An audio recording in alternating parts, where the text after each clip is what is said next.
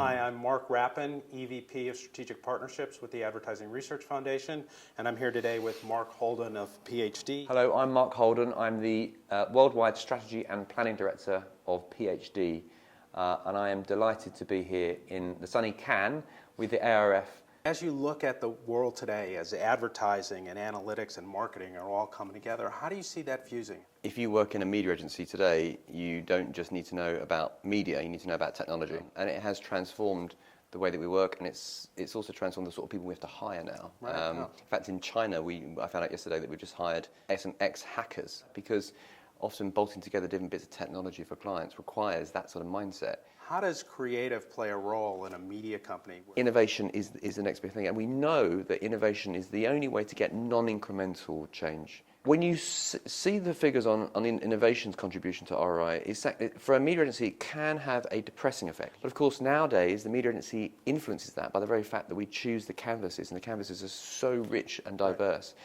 Get the foundations in place, focus on creativity, we have an influence on that, and that's why in our planning systems we put the core idea at the center of our channel selection. Right. We can't choose channels without knowing the core idea. Yeah, advertising went from being an investment to an expense. Yeah. And to your point, when it became an expense, you know, it got all about efficiency and lowering costs in terms of, and not about innovation and those types of things. What are your observations? Unless you can invest in talent that can actually do strategic planning, proper strategic planning, then as a client, why would you, pay more for one media agency over another if you just have someone coming up with just their opinions? Right. If we can't do that as an industry, then clients should just judge us on price only, and it should be seen as a procurement exercise only, and it should just be seen as an expense. Yeah.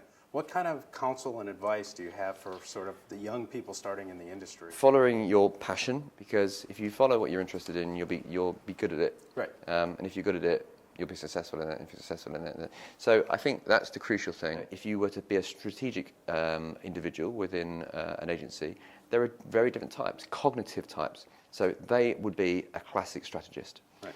If you are someone who is much more fascinated with the sort of observing patterns of reality out there, so you have a mathematical mind, right? You should be a planner. If you are more chaotically minded, then you should be an innovation director. You should be thinking about how you make connections between things in your mind.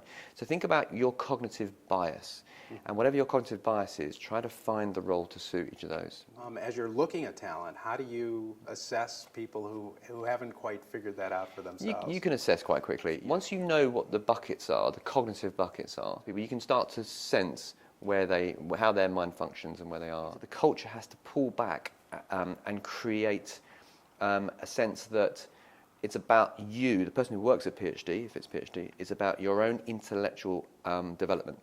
And the clients are a way, a fuel, the material that you can use to fuel your intellectual development. Right. And then it's a reframing, and it's a really powerful thing, and we shouldn't underestimate the importance of reframing. So a reframe, the other day I heard someone at Google said, whenever you say, I have to do this thing, change the have to I get.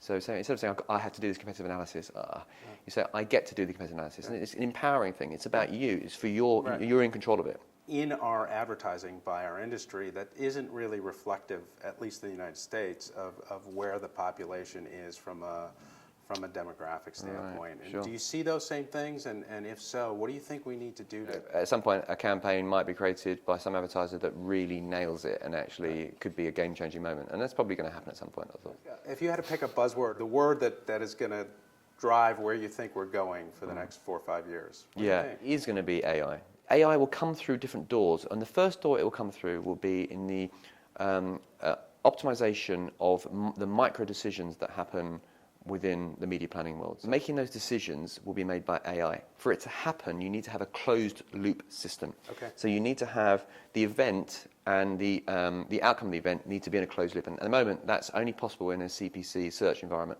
What has to happen is attribution modeling needs to ramp up in its power and its ability to kind of understand and explain, and it needs to be clicked together with the DSP. Once the attribution and the DSP are together, then you can drop a self-learning AI into it. And what will happen is the agency people will get out of the way, and we will elevate ourselves above it, and effectively we'll become like gardeners. We'll be tending to these ecosystems. People get scared that Yeah. the human judgment is going to be taken out of that, but that's not what you're saying at all. Shaping technology as a canvas, it's going to be the most remarkable job, because ultimately creativity is still going to have a driving force. It will offer clients the non-incremental change, because there'll be a watermark that everyone will achieve quickly, and that strategic dimension and that creative dimension will still be a very important part of our industry. Thank you very much. Thank you.